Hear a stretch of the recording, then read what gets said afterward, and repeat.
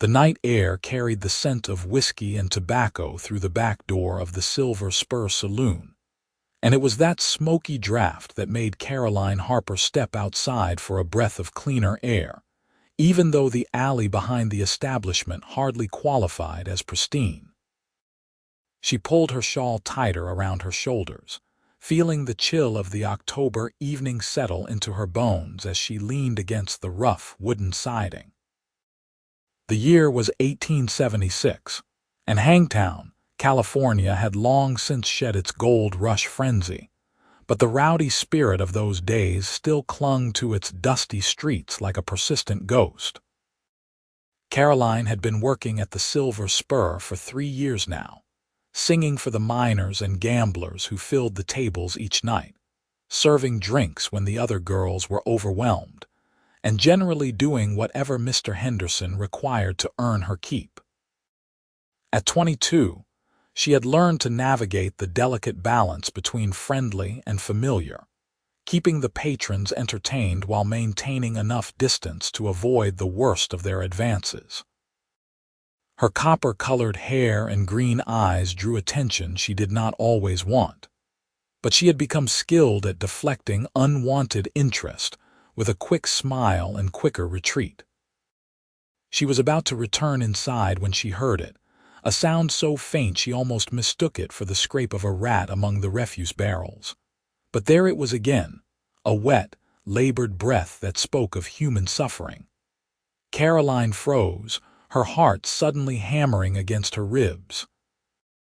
The alley was dark, lit only by the pale sliver of moon overhead and the dim glow spilling from the saloon's windows. "Hello," she called softly, taking a hesitant step forward. "Is someone there?" Another breath, this one accompanied by a low groan that sent ice through her veins. She gathered her skirts and hurried toward the sound, her eyes adjusting to the darkness. There, slumped against the back wall of the general store next door, was the crumpled form of a man. Even in the poor light, she could see the dark stain spreading across his shirt, could smell the copper tang of blood mixing with the alley's less pleasant odors. "Oh, my Lord," Caroline whispered, dropping to her knees beside him. The man's hat had fallen beside him, revealing dark hair matted with sweat. His face was pale, his breathing shallow and irregular. She pressed her hand to his chest, feeling the sticky warmth of blood seeping through his shirt. "Can you hear me? What happened?" The man's eyes fluttered open, and even in the darkness she could see they were a startling blue, clouded now with pain and confusion. His lips moved, but no sound emerged. He looked young, perhaps 25 or 26, with strong features and several days' worth of stubble shadowing his jaw. His clothes, though now ruined with blood and dirt, had once been of decent quality, the kind a working cowboy might wear when he had a few dollars in his pocket. "Stay with me," Caroline said urgently, her mind racing. She could not leave him here to die, but she also knew that moving a man with such injuries could kill him just as surely. The nearest doctor was 3 streets away, and she had no way to transport him alone. "I'm going to get help. Just hold on." She started to rise, but the man's hand shot out with surprising strength, gripping her wrist. His eyes locked onto hers, desperate and pleading. When he spoke, his voice was barely a whisper, rough as gravel. "No doctor. They will find me." Caroline's breath caught. "Who will find you?" "Who did this, please?" The single word carried such weight of desperation that she felt it in her chest. No doctor. She made a decision then that would change the course of her life, though she could not have known it in that moment. "All right," she said firmly. "No doctor. But I cannot leave you here. Can you walk if I help you?" The man nodded, though she could see the effort it cost him. Caroline slipped her arm around his shoulders, bracing herself as he pushed against the wall with his other hand. He was taller than she had realized, well over 6 feet, and solid with muscle despite his current weakened state. Together they managed to get him upright, though he sagged against her immediately. his weight nearly taking them both down. "There's a boarding house 2 buildings down," Caroline panted, adjusting her grip. "I rent a room there. It is not much, but it is private." They made their way down the alley in agonizing increments, the man's boots dragging in the dirt, his breath coming in harsh gasps against her ear. Caroline supported as much of his weight as she could, her own slight frame trembling with the effort. Twice they had to stop while he fought against unconsciousness, his head dropping forward until she spoke sharply to bring him back. The boarding house was blessedly close, and Mrs. Patterson, the elderly widow who owned it, was already asleep for the night. Caroline managed to get the man through the back entrance and up the narrow stairs to her second-floor room without encountering anyone. By the time she lowered him onto her small bed, both of them were shaking, and fresh blood had soaked through his shirt to stain her dress and shawl. Caroline lit the lamp on her bedside table, flooding the small room with warm yellow light. In the brightness, the extent of his injuries became terrifyingly clear. His shirt was drenched with blood, and when she carefully unbuttoned it, she found a deep gash across his ribs on the left side, still oozing steadily. There was another wound on his shoulder, smaller but just as concerning. "Knife wounds," she murmured, her hands already moving to the pitcher and basin on her washstand. She had grown up on a farm in Missouri before coming west, and she had tended her share of injuries over the years, both animal and human. This was worse than anything she had dealt with before, but the basic principles remained the same. Stop the bleeding, clean the wounds, and pray. She worked through the night, tearing up her spare chemise to make bandages, cleaning the wounds as best she could with the limited supplies she had. The man drifted in and out of consciousness, sometimes mumbling words she could not understand, other times lying so still she had to press her ear to his chest to confirm he still breathed. When dawn finally broke through her small window, painting the room in shades of pink and gold, Caroline sat back in her chair and surveyed her work. The bleeding had stopped, the wounds were clean and bandaged, and his breathing seemed slightly easier. She had done all she could. Now it was up to him to fight, and to whatever higher power might be listening. Caroline managed a few hours of sleep in the chair before the sounds of the boarding house waking around her pulled her back to consciousness. Her neck ached from the awkward angle, and her dress was stiff with dried blood. She checked on the man first, relieved to find his color slightly improved, his sleep appearing more natural. Then she quietly gathered fresh clothes and slipped down the hall to wash and change before anyone could see the state she was in. When she returned to her room, the man's eyes were open, watching the door with a wariness that spoke of a life lived in danger. When he saw it was her, some of the tension left his shoulders, though pain still etched deep lines around his mouth and eyes. "You are awake," Caroline said, closing the door softly behind her. "How do you feel?" "Like I was stuck with a knife," he replied, his voice hoarse but stronger than it had been in the alley. Twice. Despite everything, Caroline felt a smile tug at her lips. "That would explain the wounds. I am Caroline Harper. You are in my room at Mrs. Patterson's boarding house on 3rd Street. "Owen Dalton," the man said. He tried to sit up, then immediately thought better of it as his face went white. "I remember, the alley, you found me." "I did, and you made me promise not to fetch the doctor." Caroline pulled her chair closer to the bed, studying him with concern. "You should have proper medical attention, Mr. Dalton. Those wounds are serious." "Owen," he corrected automatically. "And I cannot. The men who did this, they have eyes all over Hangtown. They are waiting for me to surface so they can finish what they started." A chill ran down Caroline's spine. "Who are they? What did you do?" Owen's jaw tightened.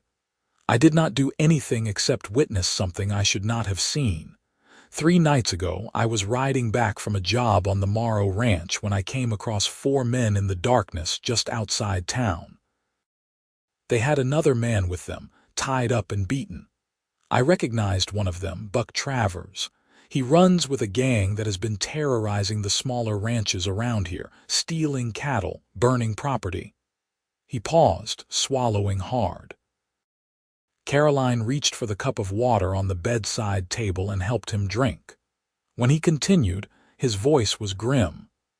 I saw Travers shoot that man in cold blood.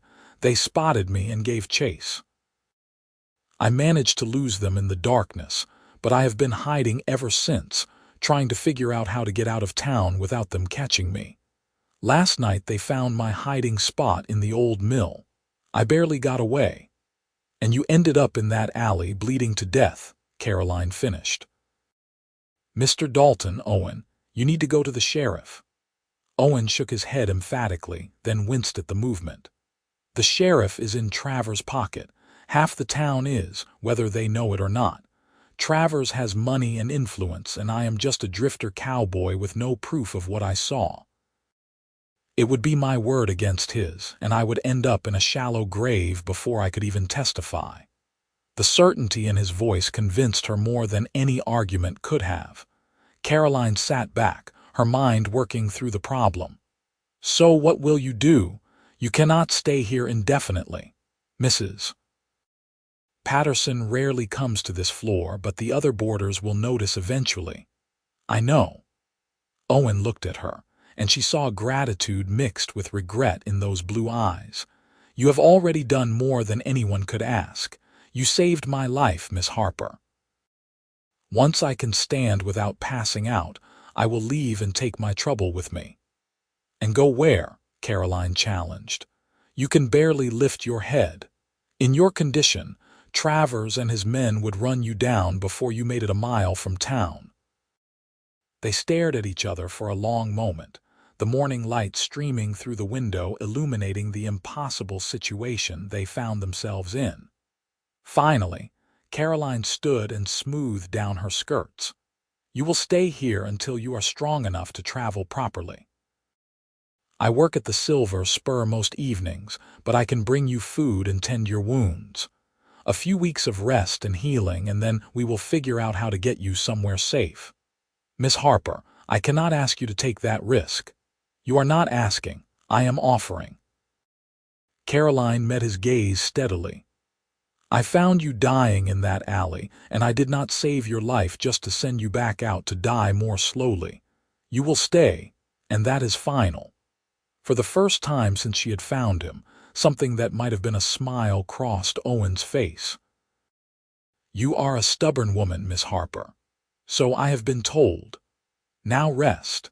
I need to go to work tonight, and before then I have to figure out how to explain to Mr. Henderson why I look like I spent the night fighting off a wild animal. Over the next week, Caroline fell into a careful routine. She would wake early, check Owen's bandages, and bring him breakfast before the other boarders were stirring. During the day, while she was at the saloon or running errands, Owen rested and slowly began to heal. The wounds on his ribs and shoulder were angry and red, but they showed no signs of infection, which Caroline counted as a small miracle. In the evenings, she would return with supper and stories of the saloon, trying to keep his spirits up during the long hours of forced inactivity. Owen proved to be a surprisingly easy patient.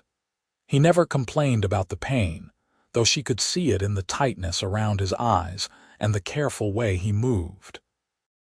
He was grateful for everything she did, thanking her each time she brought food or changed his bandages, until she finally told him that if he thanked her one more time she would dump his soup over his head. That had earned her a genuine laugh, quickly cut off by the pain in his ribs, but worth it to see the warmth in his eyes. As the days passed, they talked. Owen told her about his life, growing up on a ranch in Montana that his father had built from nothing. He had learned to ride before he could walk, could rope and brand and break horses with the best of them. But when his parents had died of fever 5 years ago, he had sold the ranch rather than try to run it alone, and he had been drifting ever since, taking work where he could find it, never staying anywhere long enough to put down roots. "I think I was looking for something," he admitted one evening as Caroline cleaned his wounds with gentle hands. "But I never knew what. Every place I went, every job I took, it felt temporary, like I was just passing through on my way to somewhere else." "And did you ever find it?" Caroline asked softly. "That's something you were looking for." Owen looked at her, really looked at her, and something in his expression made her breath catch. "I am starting to think maybe I did." Caroline felt heat rise to her cheeks and focused intently on tying off the fresh bandage. "You are delirious from blood loss." "I have not lost blood in 5 days." "Then you are delirious from being cooped up in this tiny room." But she could not quite keep the smile from her voice. In turn, Caroline shared her own story. She had come west 3 years ago after her father's farm failed, leaving her with nothing but debts and memories. She had hoped to find work as a seamstress or perhaps a teacher, but jobs for respectable single women were scarce in a mining town. The Silver Spur had been hiring, and Mr. Henderson had assured her that he ran a respectable establishment. The saloon girls there were singers and servers, nothing more, and he kept strict rules about how the patrons could behave. "It is not the life I imagined," Caroline said, "but it is honest work, and it pays enough to keep a roof over my head. I have been saving, hoping to eventually open a small dress shop. I am good with a needle, and there are enough women in Hangtown now that I think it could work." "I have no doubt you could make anything work," Owen said. "You are resourceful, determined, and brave enough to save a bleeding stranger in an alley. That is not nothing." By the end of the second week, Owen was able to sit up without assistance and even stand for short periods. The color had returned to his face, and though he still moved carefully, he was clearly on the mend. Caroline knew she should be relieved, knew that his recovery meant he would soon be strong enough to leave and take the danger he represented away from her door. Instead, she felt a growing sense of dread at the thought of him leaving. She had grown accustomed to his presence, to the sound of his voice and the way his eyes lit up when she came through the door. She looked forward to their evening conversations, to the way he listened to her stories about the saloon, as if they were the most fascinating tales ever told. And sometimes, when she was changing his bandages or helping him drink, their eyes would meet and something would pass between them, a connection that felt both terrifying and inevitable. It was on a Wednesday evening, when she returned from the saloon to find Owen standing by the window, that things shifted between them. He had put his shirt back on, though he had not buttoned it, and he was looking out at the street below with a thoughtful expression. "You should not be on your feet so long," Caroline scolded gently, setting down the basket of food she had brought. "Your ribs need more time to heal." "I am tired of lying in that bed like an invalid," Owen replied, but he moved back to sit on the edge of the mattress. "Besides, I have been thinking. I cannot hide in your room forever, Caroline. Every day I stay puts you at greater risk." The use of her first name sent a small thrill through her, though she tried not to show it. "We have been careful. No one knows you are here." "But they will find out eventually. Travers has men watching the roads out of town, but they are also watching for any sign of me here. If someone sees me in your window, if Mrs. Patterson finds out, if I make one wrong move, they will come for me, and you will be caught in the middle." Caroline crossed the room to stand in front of him. "So what are you saying? That you are going to leave tomorrow?" "I am saying that I need to leave soon, before something happens to you because of me." Owen reached out and took her hand, his calloused fingers warm against hers. "You saved my life, Caroline. I will not repay that by bringing danger to your door." She looked down at their joined hands, feeling the calluses that spoke of hard work and long days in the saddle. "What if I do not want you to go?" The words hung in the air between them, heavy with implication. Owen stood slowly, keeping hold of her hand until he was looking down at her, his blue eyes searching her face. "Caroline," he said, and her name on his lips sounded like a prayer. "These past 2 weeks, getting to know you, seeing your kindness and your strength, it has made me realize something. I have been drifting for 5 years, looking for a place to belong. But maybe what I was really looking for was a person. Maybe I was looking for you." Her heart hammered in her chest and she could barely breathe. "Owen, if I leave, I want you to come with me." The words came out in a rush, desperate and urgent. "I know it is crazy. I know we have only known each other a short time, and I have nothing to offer you except a life on the run until I can clear my name. But I cannot imagine walking out that door and never seeing you again. I cannot imagine a future that does not have you in it." Caroline felt tears prick her eyes. Every practical bone in her body was screaming that this was madness, that she barely knew this man, that running away with him would mean giving up everything she had built here. But her heart, her foolish, hopeful heart, was singing a different song entirely. "I cannot just leave," she whispered. "I have commitments here, responsibilities. Mr. Henderson depends on me at the saloon. I know I am asking the impossible." Owen raised his free hand to cup her cheek, his thumb brushing away a tear that had escaped. "But I had to say it. I had to tell you that in the darkest moment of my life, when I was bleeding out in that alley thinking I was going to die. You were the light that saved me. And every day since, you have been the reason I fought to survive, not just because you tended my wounds, but because you gave me something to live for. Owen."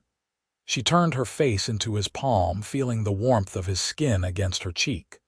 "I feel it too, this connection between us. It terrifies me. It terrifies me too." He bent his head until their foreheads touched, his breath warm against her lips. "But I would rather be terrified with you than safe and alone without you." When he kissed her, it was gentle, reverent, as if she were something precious and fragile. Caroline's hands came up to rest against his chest, feeling the steady beat of his heart beneath her palms, the heart she had saved. She kissed him back, pouring into it all the emotions she had been holding back, all the fear and hope and desperate longing. When they finally pulled apart, both of them were trembling.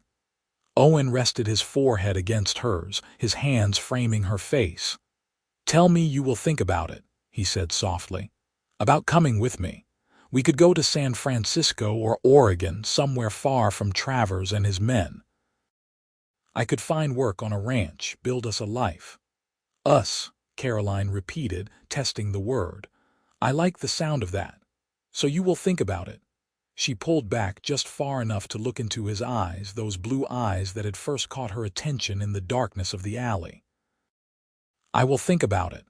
But Owen, if I do this, if I leave everything behind to go with you, I need to know this is real, that what you feel is not just gratitude or circumstance." "It is not gratitude," Owen said firmly. "Or if it is gratitude mixed with admiration and respect and something that feels a whole lot like love. I know it is fast. I know it is crazy. But I also know that I have never felt this way about anyone before, and I do not want to lose it. Love." The word hung between them, and Caroline felt something in her chest crack open. "I think I love you too," she whispered. "God help me, but I think I fell in love with you somewhere between the alley and now." He kissed her again, deeper this time, and Caroline let herself fall into it, let herself believe that maybe, just maybe, this could work. That maybe she could have the adventure and the love and the future she had secretly dreamed of, but never dared to reach for. The next morning, Caroline woke in the chair beside the bed, a blanket tucked around her shoulders. Owen was still asleep, his breathing deep and even, his face peaceful in repose. She watched him for a moment, memorizing the strong line of his jaw, the dark lashes against his cheeks, the way his hair fell across his forehead. Then she rose quietly and went to face the day, her mind churning with possibilities. At the Silver Spur that evening, Caroline found it hard to concentrate on her work. She served drinks mechanically, smiled at the patrons without really seeing them, and sang her songs with half her attention. Mr. Henderson noticed, pulling her aside during a lull. "You have been distracted all week, Caroline," he said, his weathered face creased with concern. "Is everything all right?" Caroline hesitated. John Henderson was a decent man, stern but fair, and he had always treated her with respect. She owed him honesty, or at least as much as she could safely give. "I have been thinking about making a change," she said carefully. "Perhaps leaving Hangtown, trying my luck somewhere else." Mr. Henderson's eyebrows rose. "This is sudden. Has something happened? Has someone been bothering you?" "No, nothing like that." Caroline twisted her hands in her apron. "I just feel like perhaps it is time for a new start. I have been here 3 years and I am not getting any younger." "You are 22 years old, girl. You have plenty of time." But Mr. Henderson's sharp eyes were studying her face, and she had the uncomfortable feeling he saw more than she wanted him to. "This would not have anything to do with the rumors going around, would it? About Buck Travers and his men looking for someone?" Caroline's heart skipped a beat. "What rumors?" "Word is they are hunting for a cowboy who saw something he should not have. They have been tearing the town apart looking for him these past 2 weeks. Mr. Henderson crossed his arms. "Now you are talking about leaving town sudden-like, and you have been jumping at shadows all week. You want to tell me what is really going on?" For a moment, Caroline considered telling him everything. But the memory of Owen's words about how Travers had influence all over town made her hold her tongue. "I do not know anything about Travers or his business," she said, meeting Mr. Henderson's eyes. "I just think it might be time for a change, that is all." Mr. Henderson looked at her for a long moment, then sighed. "If you are in some kind of trouble, Caroline, I would help you if I could. You have been a good worker, and I would hate to see you come to harm." "I appreciate that, Mr. Henderson, truly." Caroline managed a small smile. "But I am fine, just restless." She could tell he did not entirely believe her, but he let it drop, and Caroline returned to her work with her mind racing. If Travers was still actively searching for Owen, if the whole town was buzzing with rumors, then they were running out of time. Owen needed to leave soon, and she needed to decide whether she was going with him. When she returned to her room that night, she found Owen awake and dressed in the spare clothes she had managed to acquire for him over the past week. His own blood-stained shirt and pants had been burned to ash in the boarding-house stove. He looked stronger, more like the capable cowboy he must have been before Travers' knives had found him. "I heard you coming up the stairs," he said, standing as she entered. "You look worried." Caroline locked the door behind her and leaned against it. "Mr. Henderson says the whole town is talking about Travers looking for someone. Owen, they are not going to stop searching. And sooner or later, someone is going to remember seeing a strange cowboy around the time you disappeared." "I know." Owen crossed to her, taking her hands in his. "Which is why I need to leave tomorrow night. I have been thinking about it all day. There is a freight wagon that runs up to Sacramento every Friday before dawn. The driver is a man named Tom who I worked with last year. He owes me a favor, and I think I can trust him. If I can get to the freight yard without being seen, I can ride with him out of town." "And then what?" Caroline asked, even though she already knew the answer. "And then I head north, put as much distance between myself and Travers as I can." Owen's grip on her hands tightened. But before I go, I need to know. Are you coming with me, Caroline, or am I saying goodbye? Caroline looked up at him, at this man who had stumbled into her life bleeding and desperate, who had somehow become the center of her world in the space of 2 short weeks. It was insane. It was reckless. It was everything she had been taught to avoid.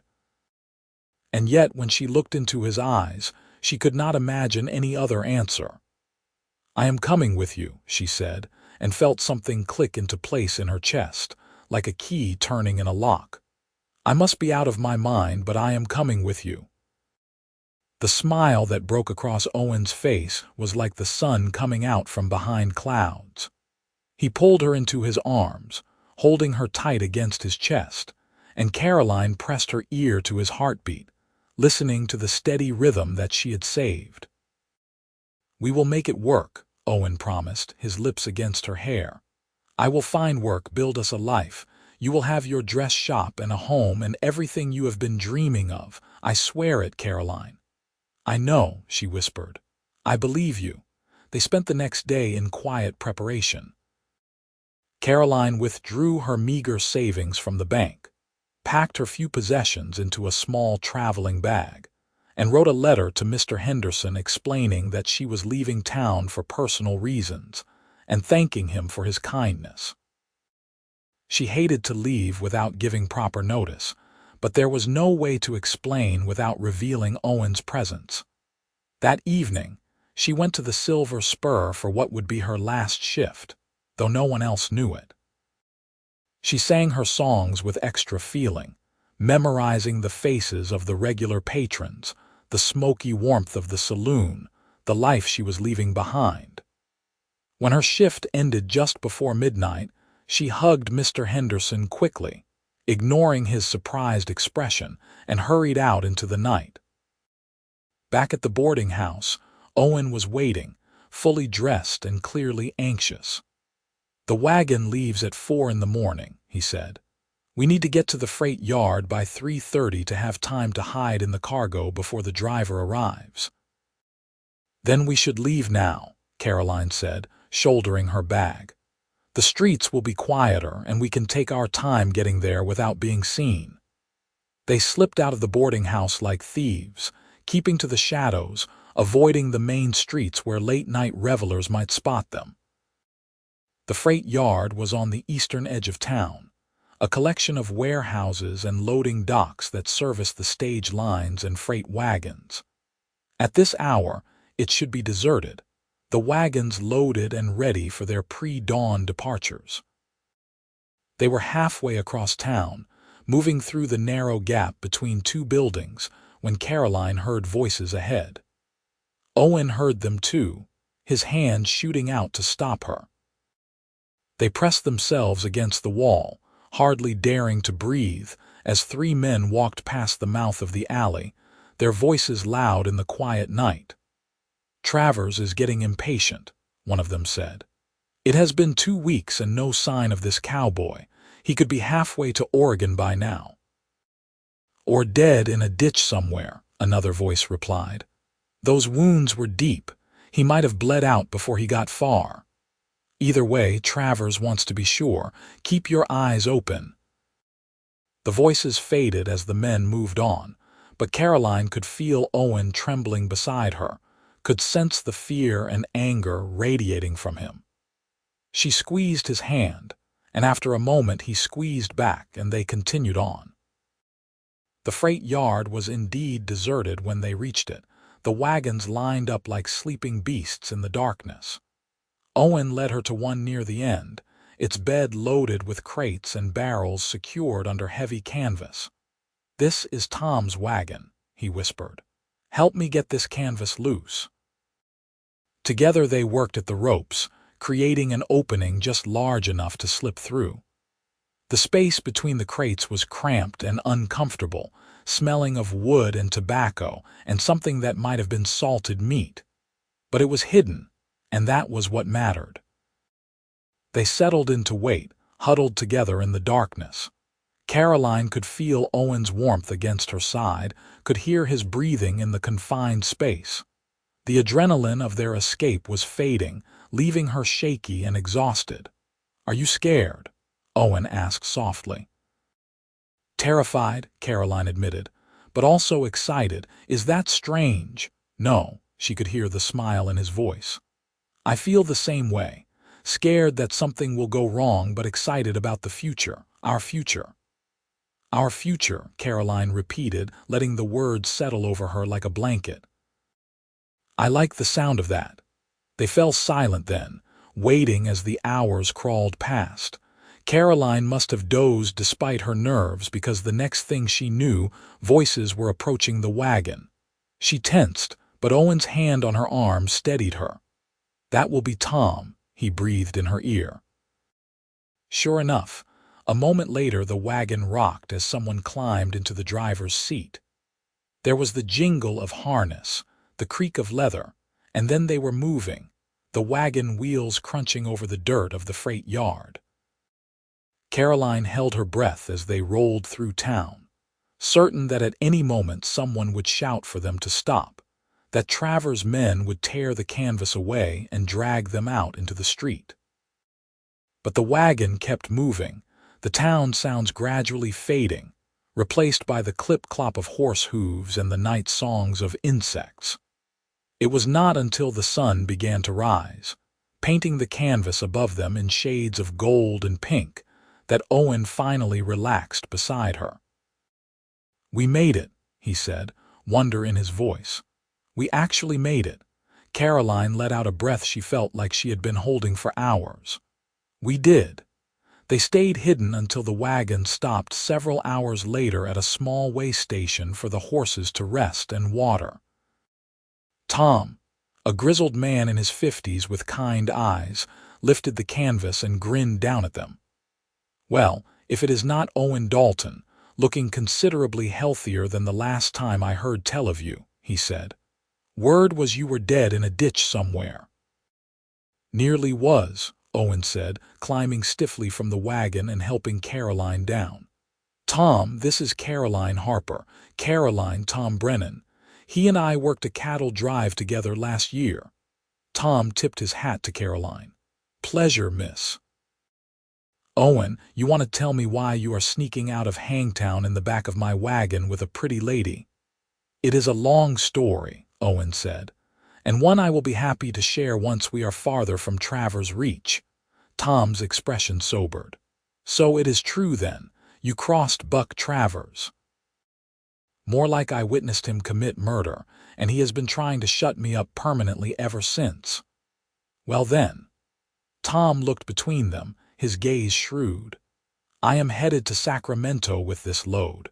From there, I can point you toward folks who might help you get farther north if you need it." "And I did not see either of you understand. Far as I am concerned, this wagon was empty except for freight." "Thank you, Tom," Owen said, gripping the older man's hand. "I will not forget this. Just stay alive, boy, that will be thanks enough." They rode in the open now, no longer needing to hide once they were well clear of Hangtown. The landscape rolled past, golden hills dotted with oak trees, the air fresh and clean. Caroline sat beside Owen on the wagon bed, her hand in his, watching California slip by and feeling like she was shedding an old skin. In Sacramento, Tom made good on his word, introducing them to a family heading north to Oregon who was happy to have extra hands in exchange for passage. Owen and Caroline traveled with them for 2 weeks, helping with the cooking and camp chores, learning the rhythms of life on the trail. At night, lying under the stars with Owen's arm around her, Caroline felt more at peace than she had in years. This was not the life she had planned, but it was the life she had chosen, and she could not bring herself to regret it. They parted ways with the Oregon family in a small lumber town called Roseburg, where Owen quickly found work at a sawmill. The pay was decent, and the foreman, a taciturn man named Hanson, did not ask too many questions about their past. They rented a small cabin on the edge of town, just one room with a loft and a stone fireplace, but to Caroline it felt like a palace. For the first few months, they lived simply and carefully, always watching for any sign that Travers or his men had followed them north. But as summer turned to fall and fall to winter, and no one came, they began to relax, to believe that maybe they had truly escaped. Owen worked hard at the mill, his strength fully returned, his wounds healing to pale scars that Caroline traced with gentle fingers in their private moments. She took in sewing and mending for the town's residents, slowly building a reputation for fine work and fair prices. They were not rich, but they had enough, and more importantly, they had each other. In December, on a snowy evening when the cabin was warm with firelight, Owen knelt before Caroline and pulled from his pocket a simple gold band. "I know it is not much," he said, his voice rough with emotion. "And I know we have done everything backward, running away together before we were even properly courting. But Caroline, you are the bravest, kindest, most wonderful woman I have ever known. You saved my life in that alley, and you have been saving it every day since. Will you marry me? Will you let me spend the rest of my life trying to deserve you?" Caroline felt tears streaming down her face as she pulled him up and into her arms. "Yes," she said against his lips. "Yes, 1,000 times yes." They were married by the town preacher on New Year's Day, 1877, with Hanson and his wife standing as witnesses. Caroline wore a new dress she had sewn herself from blue calico that matched Owen's eyes, and Owen wore his best shirt and a nervous smile. The ceremony was simple, but when Owen slipped the ring onto her finger and kissed her as his wife, Caroline felt like the luckiest woman alive. Life in Roseburg was good. Owen continued at the mill and began taking on carpentry work on the side, discovering a talent for furniture making. Caroline's sewing business grew until she was able to rent a small shop space in town, finally achieving her dream of having her own establishment. It was not exactly as she had imagined, but it was hers, and that meant everything. The town accepted them readily, asking few questions about where they had come from or why. In a place where many residents were running from something or towards something, a young couple starting fresh was hardly remarkable. They made friends, joined the community, and slowly built the life Owen had promised her that desperate night in Hangtown. But the shadow of Buck Travers still loomed, even if only in their minds. Owen refused to send word to anyone in Hangtown about where they were, afraid that any contact might lead Travers to them. It meant cutting ties with Tom and the few other friends he had made, living always with the knowledge that they were fugitives of a sort, even if they had committed no crime. It was in the spring of 1878, more than a year after they had fled Hangtown, that the shadow finally lifted. Caroline was in her shop, working on a wedding dress for one of the town girls, when Owen came through the door holding a newspaper, his face flushed with excitement. "Caroline," he said, slightly breathless, "look at this." She took the paper, a week-old edition from San Francisco, and read the article he pointed to. The headline made her heart skip. "Notorious outlaw Buck Travers killed in shootout with federal marshals." The article went on to detail how Travers and his gang had been tracked down by U.S. Marshals after a string of robberies and murders across Northern California. In the ensuing gunfight, Travers and 3 of his men had been killed, while the rest had been captured and were awaiting trial. There was even a mention of the murder Owen had witnessed, evidence of which had been found among Travers' possessions. "He is dead," Caroline breathed, looking up at Owen. "It is over." Owen pulled her into his arms, holding her so tight she could barely breathe. "It is over," he repeated. "We are safe. We are finally, truly safe." That night, they celebrated with a bottle of wine and a long conversation about the future, a future that no longer included looking over their shoulders or jumping at shadows. They could stay in Roseburg, continue building their life here, or they could move on if they wanted. The choice was theirs and theirs alone. In the end, they decided to stay. Roseburg had become home with its tall trees and friendly people and the life they had worked so hard to build. Why leave when everything they needed was right here? 2 years later, in the summer of 1880, Caroline gave birth to their first child, a healthy baby boy they named James after Owen's father. Holding his son for the first time, Owen wept, and Caroline understood. This child represented everything they had fought for, everything they had risked. He was proof that they had not just survived, but triumphed. James was followed 2 years later by a daughter, Anna, and then another son, Thomas, in 1885. Their little cabin became too small for their growing family, so Owen built them a proper house with his own hands, a sturdy 2-story structure with a wide porch and a workshop out back where he crafted furniture.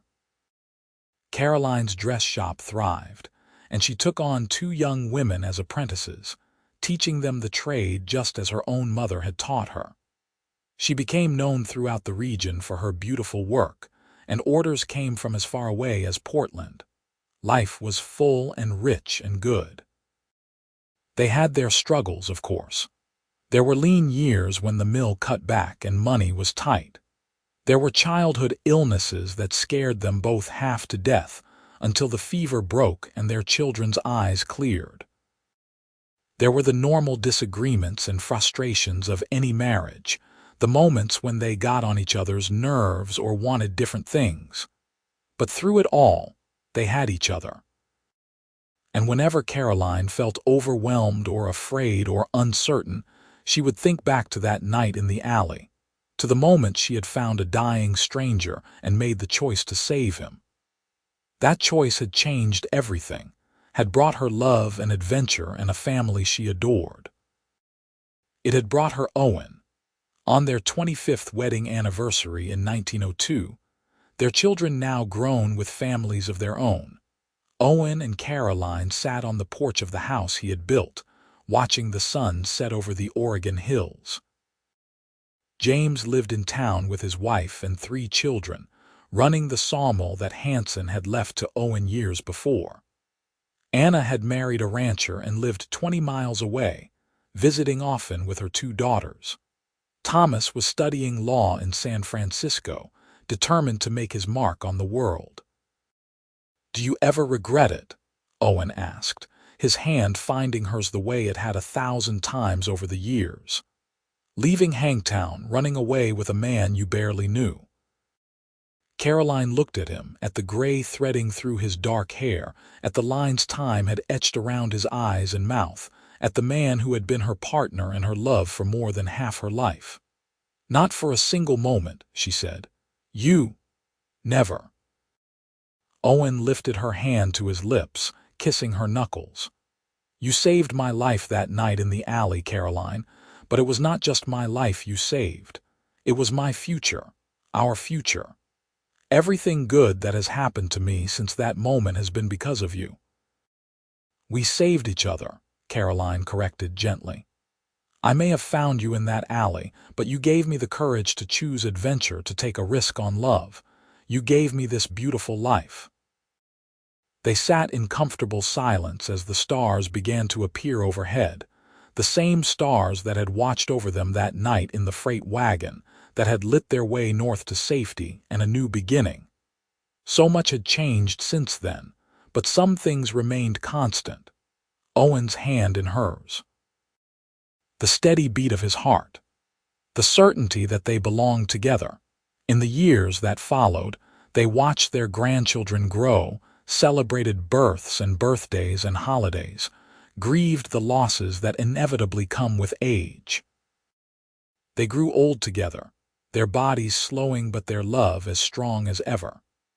Owen's carpentry became more of a hobby than a business, and Caroline handed over the dress shop to her former apprentices, content to spend her days at home. They traveled some, taking the new railroad to San Francisco to visit Thomas, making the journey to Portland for Anna's daughter's wedding. But they always returned to Roseburg, to the house Owen had built and the life they had made. Owen died peacefully in his sleep in the spring of 1915, at the age of 64. Caroline woke to find him gone, his hand still holding hers. She grieved deeply. This woman who had saved a dying cowboy in an alley nearly 40 years before, who had run away with him into an uncertain future and never looked back. But even in her grief, Caroline could not regret a single moment. They had been given a gift, she and Owen, a love that had started in darkness and desperation and had grown into something beautiful and lasting. They had built a life together, raised children, created a legacy. On quiet evenings, sitting on the porch alone now, Caroline would remember that night in 1876, the night she had heard a stranger's labored breathing in the alley behind the Silver Spur Saloon. She would remember the choice she had made to help rather than turn away, to risk rather than play it safe. And she would smile, knowing that every day of joy she had experienced since, every moment of love and laughter and connection, had stemmed from that one decision. Owen had told her once that she saved his life. But the truth was they had saved each other, two lost souls finding each other in the darkness and choosing to walk toward the light together. And what a beautiful walk it had been. Caroline lived for another 5 years after Owen's death, surrounded by children and grandchildren and great-grandchildren, the matriarch of a family that owed its very existence to a saloon girl's kind heart and a cowboy's gratitude. When she passed in 1920, at the age of 66, she was buried beside Owen in the Roseburg Cemetery, their headstones simple but together, just as they had been in life. On Caroline's stone, their children had carved a special inscription beneath her name and dates. She found love in an alley and made it last a lifetime. It was a fitting epitaph for a woman who had taken a chance on a dying stranger, and discovered that sometimes the greatest love stories begin in the most unlikely places. In the shadows and the darkness, in moments of fear and desperation, the human heart can still choose courage, can still choose kindness, can still choose love. And that love, once chosen, can echo through generations, a testament to the power of one decision, one moment of compassion, one woman's refusal to turn away from suffering. Caroline Harper Dalton had been a saloon girl who found a dying stranger in an alley. But more than that, she had been a woman who understood that every life has value, that every person deserves a chance, that love can bloom even in the harshest conditions if given the opportunity. Her story, and Owen's, became a legend in Roseburg, passed down through the generations. The house Owen built still stood 100 years later, occupied by their descendants, a monument to what two people could create when they chose each other against all odds. In the end, Owen had been right that night in Caroline's tiny boarding house room. She had been the light that saved him in his darkest hour. But he had been her light too, illuminating possibilities she had never dared to imagine, showing her that life could be more than just survival, that love was worth any risk. They had found each other in an alley in Hangtown, California, in the year 1876, one dying and one living, and together they had built something that death itself could not diminish. Their love story was not one of fairy tale princes and princesses, but of real people making real choices in difficult circumstances. It was a story of courage and compassion, of second chances and new beginnings. It was a story that proved, beyond any doubt, that sometimes saving someone else is the surest way to save yourself. That gratitude can transform into love, and love into a lifetime of partnership and joy. That the choices we make in moments of crisis can shape not just our own futures, but the futures of generations yet unborn. Caroline Harper had been a saloon girl with dreams of something more. Owen Dalton had been a drifter looking for a place to belong. Together, they had found what they were searching for in each other and in the life they built together. And though they had long since returned to dust, their story lived on, a reminder that love, real love, is always worth fighting for, always worth the risk, always worth the leap of faith. In an alley behind a saloon in a rough mining town, a woman had heard a dying man's labored breathing and made a choice. That choice had rippled outward like a stone thrown into still water, touching countless lives, creating joy and love and family where none had existed before. It was a testament to the power of compassion, the strength of the human spirit, and the enduring nature of true love. Owen had owed Caroline everything. He told her often throughout their years together. His life, his happiness, his family, his future. All of it traced back to her kindness in that dark alley. But Caroline always insisted he had it backward. She owed him just as much, perhaps more.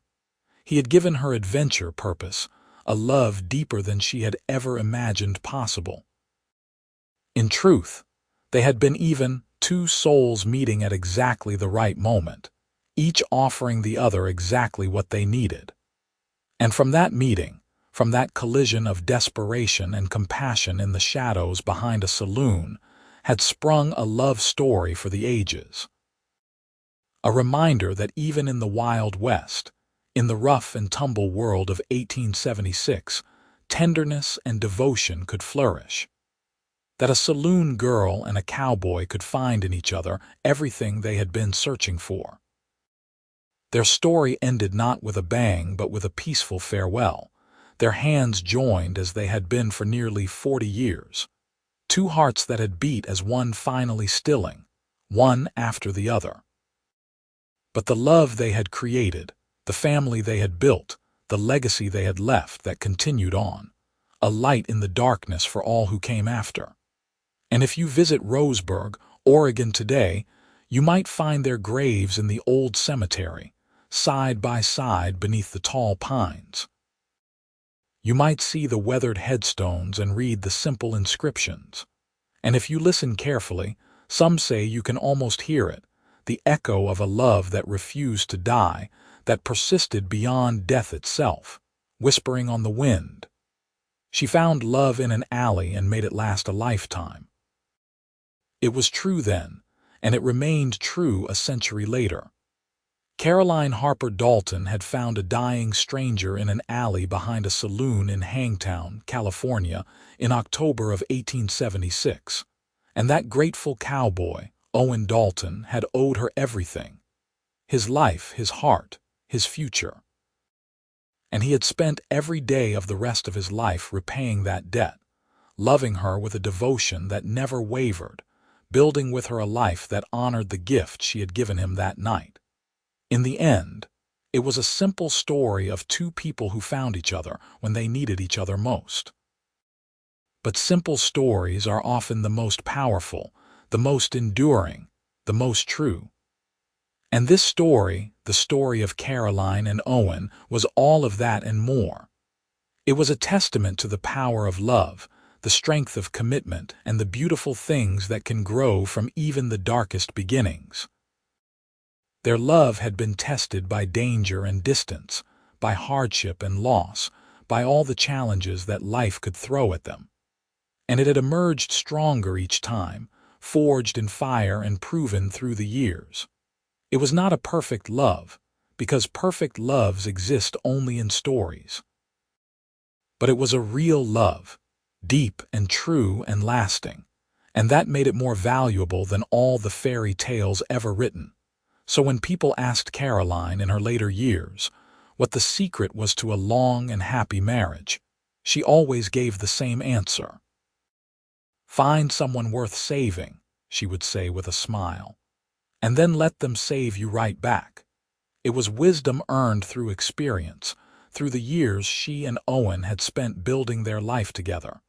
They had saved each other over and over again in ways big and small. She had saved his life in that alley, yes, but he had saved her from a life of loneliness and unfulfilled dreams.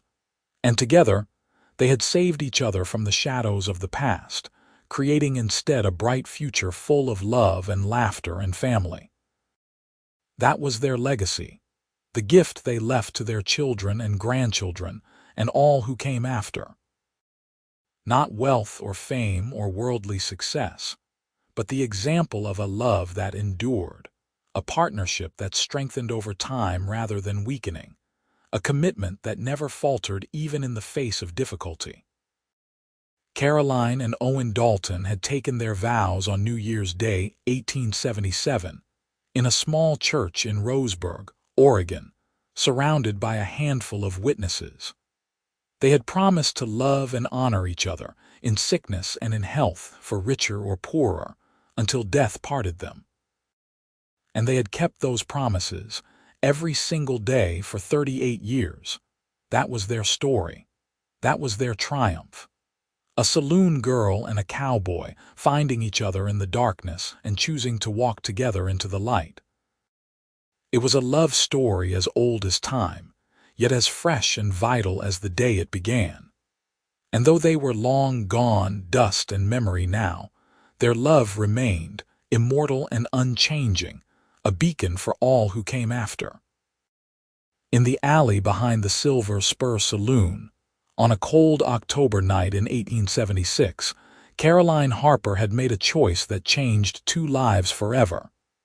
She had chosen compassion over fear, kindness over indifference, action over apathy. And from that choice had sprung everything good that followed, all the joy and love and beautiful moments that made up a life well lived. It was a reminder, their story, that we never know when our defining moment will come. We never know when a simple choice made in an instant will alter the course of our existence. But when that moment arrives, when we are faced with a decision between the easy path and the right one, between safety and courage, between turning away and reaching out, the choice we make matters. It matters more than we can possibly know. Caroline had chosen to reach out to help to save. And in doing so, she had saved not just Owen's life, but her own.